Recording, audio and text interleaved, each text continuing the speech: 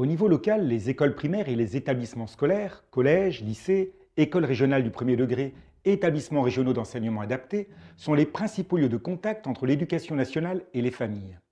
Ils sont dirigés par des chefs d'établissement et des directeurs d'école.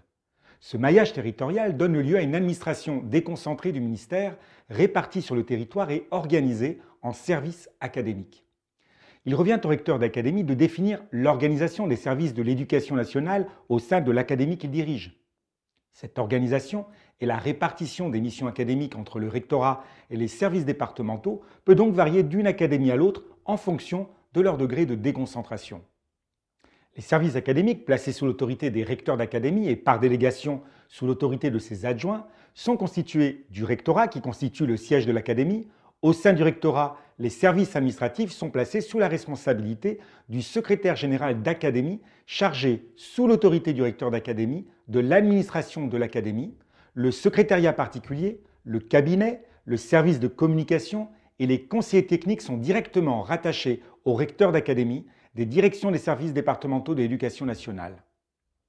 À l'échelon départemental, les services de l'éducation nationale sont rassemblés au sein de la direction des services départementaux de l'éducation nationale dont l'organisation varie d'un département à l'autre.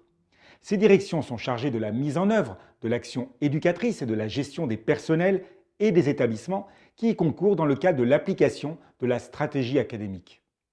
Le recteur d'académie peut, par ailleurs, créer des services mutualisés interdépartementaux, par exemple pour des missions d'études, d'expertise, de gestion, d'appui technique à la maîtrise d'ouvrage, de préparation d'actes administratifs ou de contrôle du budget et des actes des établissements publics locaux d'enseignement.